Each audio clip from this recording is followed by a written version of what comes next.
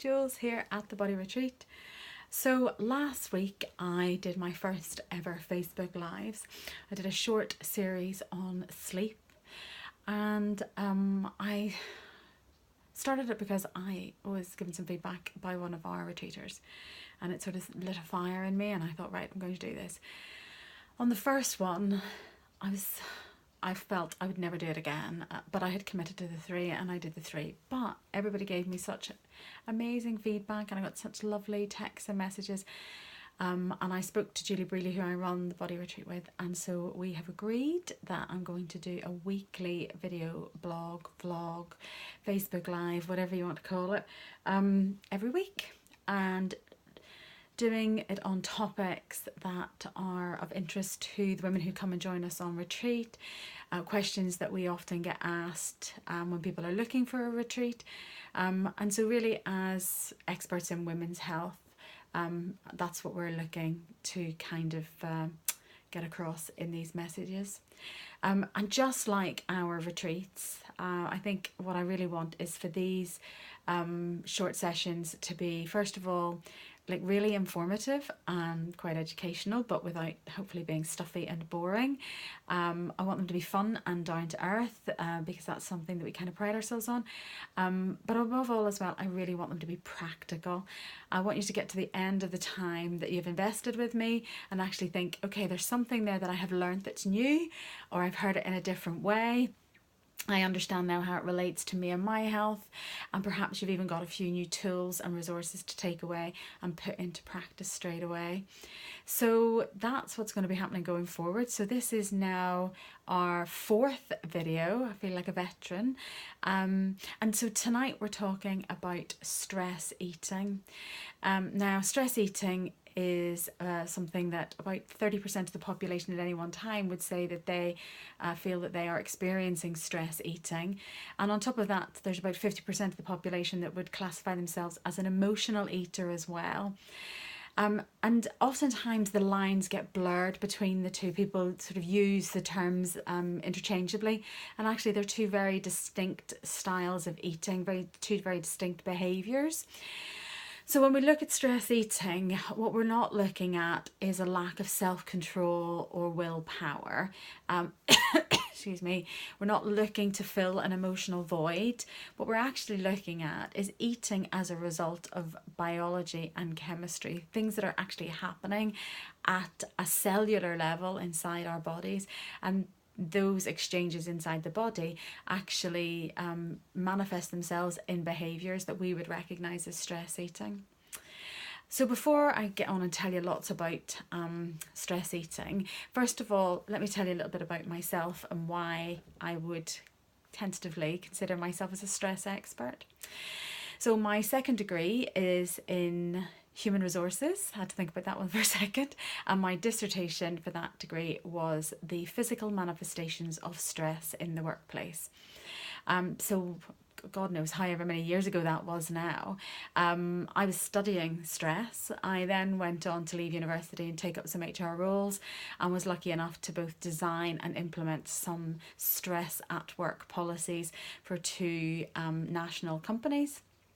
So in work, I was something of a stress expert, which was ironic then that fast forward about 10 years after that, and I suffered from burnout, which you may know as acute adrenal fatigue.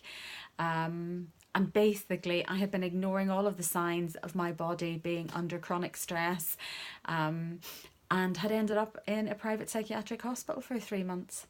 But it was probably the best thing that could ever have happened to me. It quite possibly saved my life.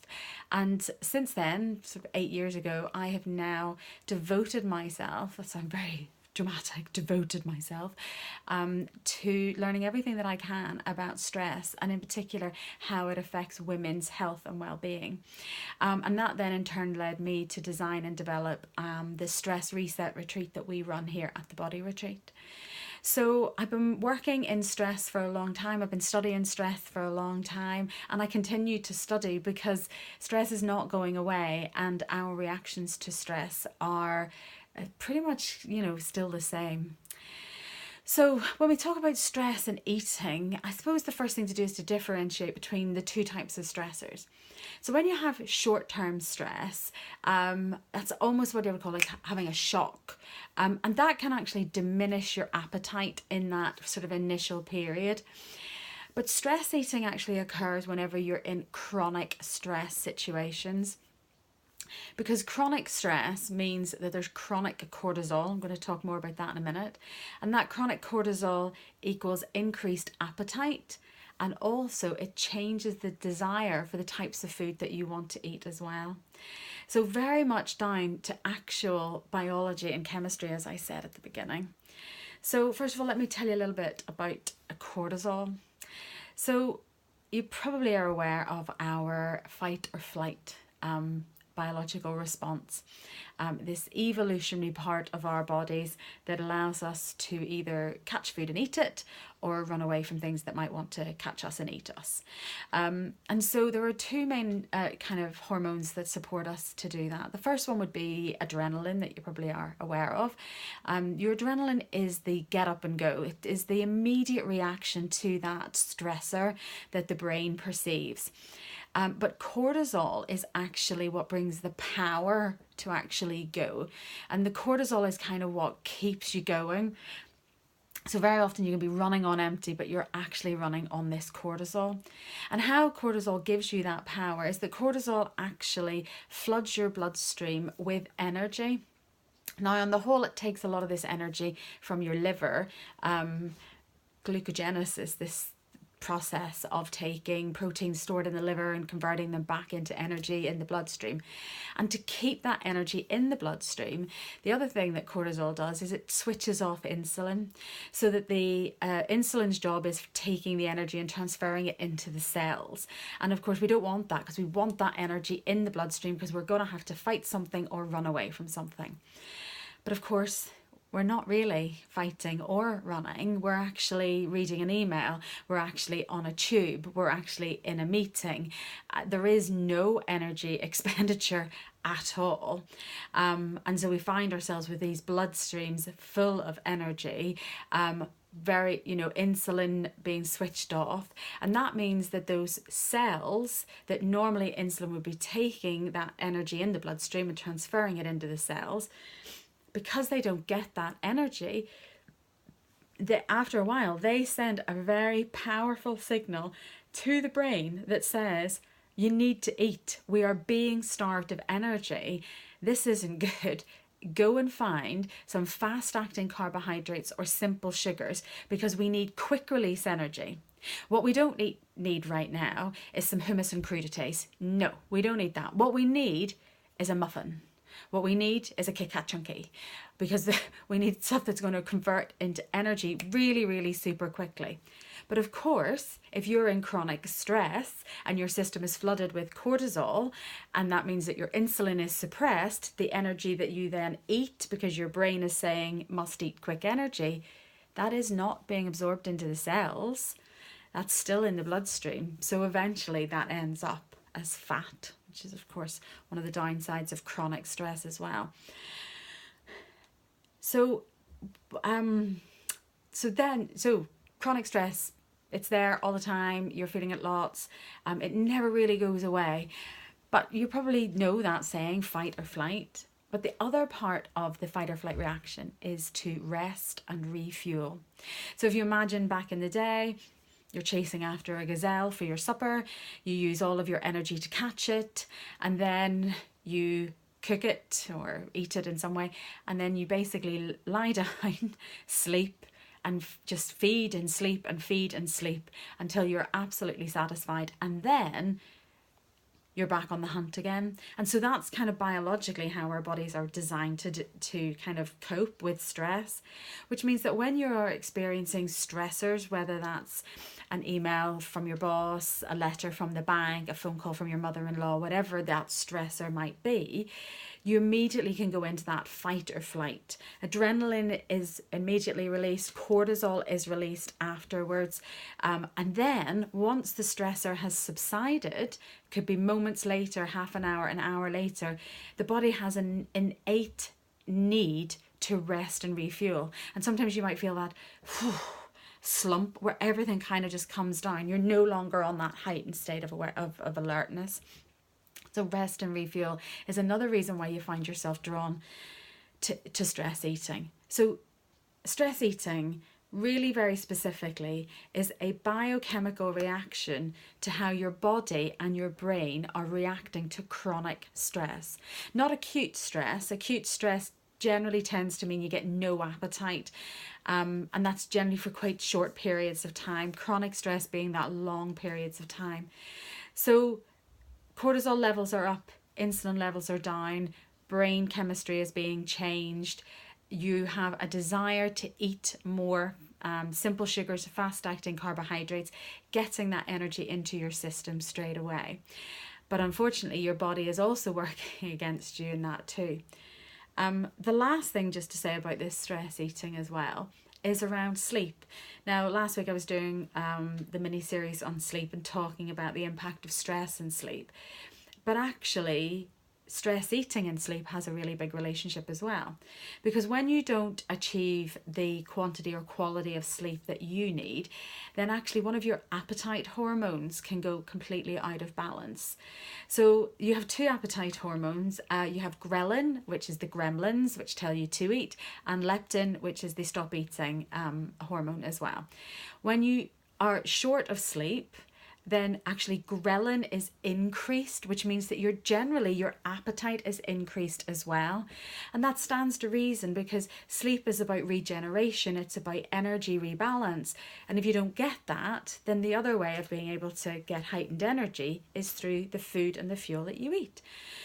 So stress kind of comes at you from different ways and has this same impact of making you eat more often, and eat more kind of simple sugars, fast-acting carbohydrates.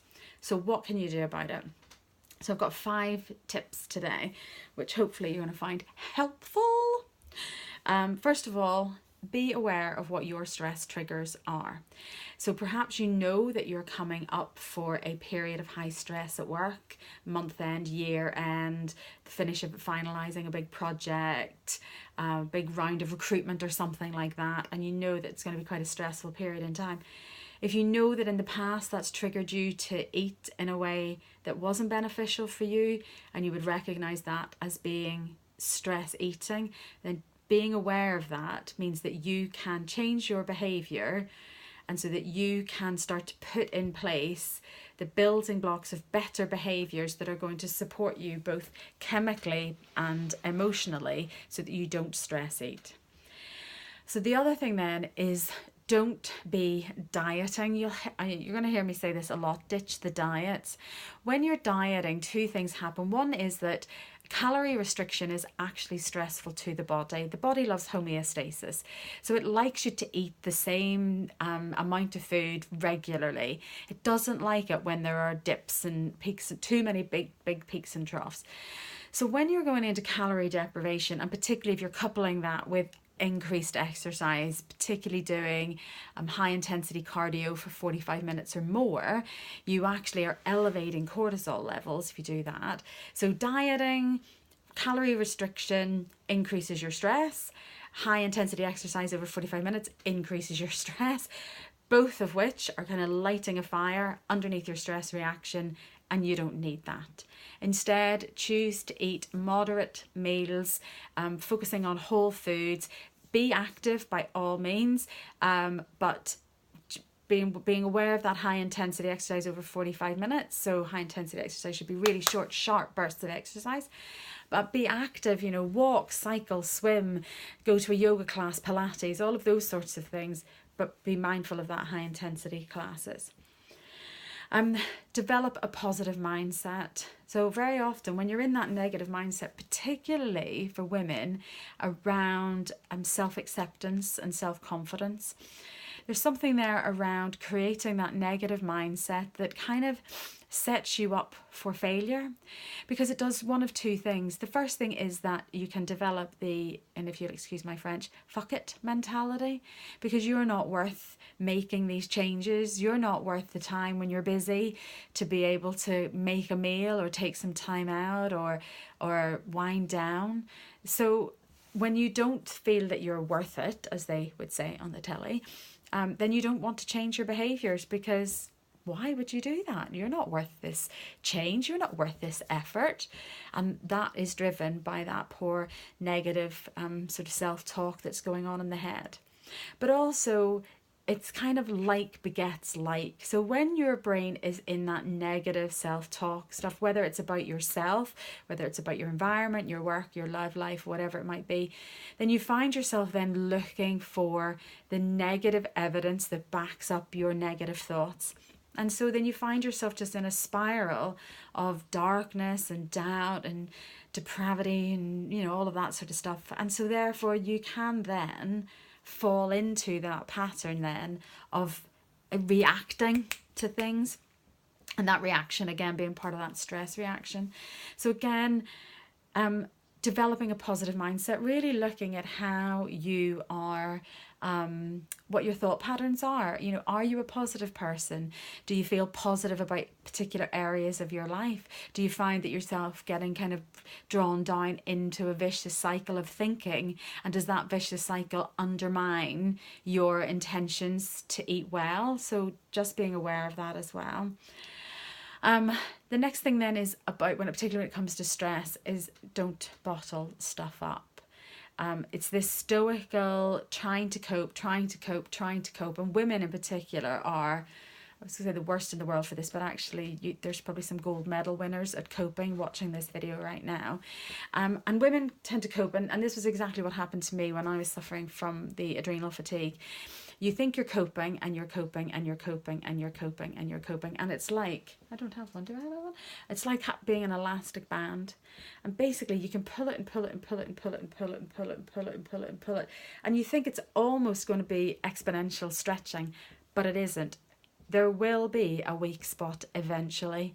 And when that happens, game over. And that can be really detrimental for both your physical, mental and emotional well-being. So don't bottle stuff up. If you're feeling stressed, find a way of being able to release this stress.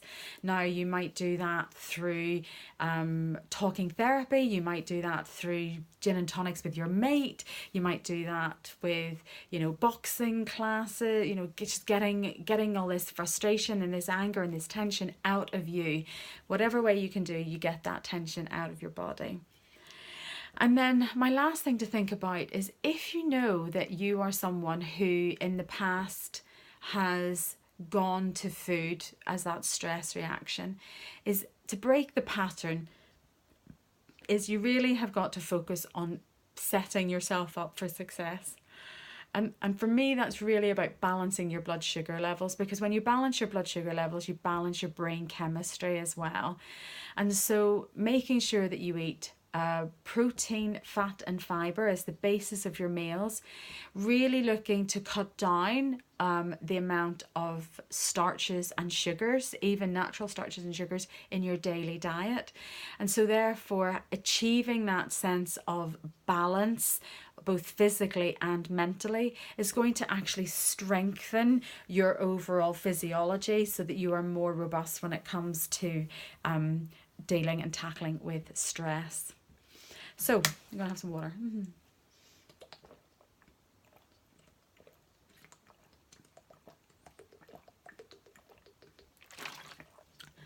Oh my God, so thirsty. Okay, so we come now to the mindfulness exercise. So mindfulness is everywhere. You can't have avoided mindfulness. Mindfulness in essence it's about awareness of the present. We spend so much of our time connected to everything that's out here, and losing that sense of connection to ourselves, that sense of peace and stillness, that awareness of being in the moment. And so really when we talk about mindfulness, we're talking about not being connected out there, but actually drawing our awareness in and becoming very aware of what's happening within us, our feelings, our thoughts, our emotions, and just letting everything kind of settle in and settle down. As mindfulness is an amazing tool to have in your arsenal to help support you against the ravages of negative stress. But here's the thing.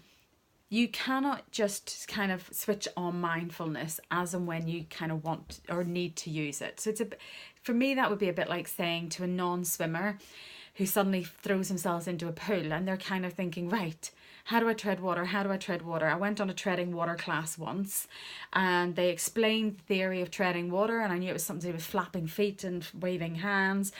But in that moment, in that panic, when all of your system is on high alert, when all of your system is on, what's the word, survival, the last thing you're going to be able to think about is what was that process of being able to do the treading water. You're not going to do it.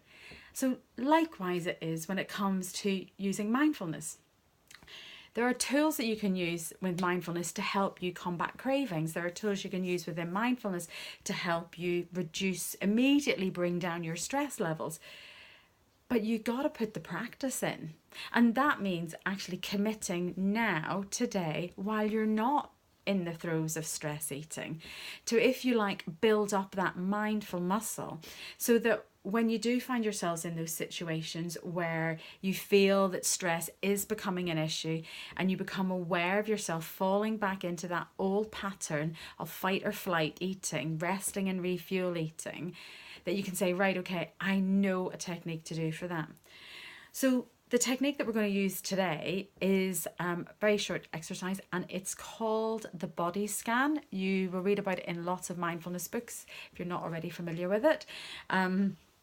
So to get started, all I want you to do is I want you to be sitting nice and comfortably. I'll let your feet flat on the floor, parallel, knees parallel. If you're sitting up against a chair, then it's quite nice to have your back right up against the chair so you feel really fully supported. And when you're ready, I want you just to allow your eyes to gently close. And then I want you to take 3 long, slow, deep breaths, breathing in through your nose and out through your mouth.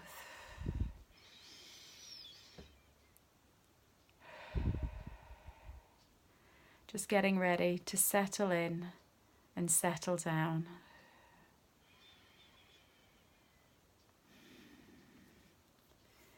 Shifting from thinking to just breathing.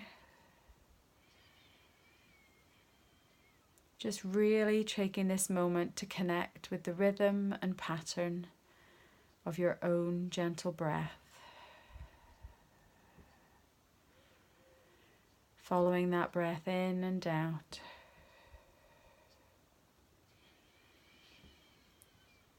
And so now, to begin our body scan exercise, I want you to focus all of your conscious attention on your toes.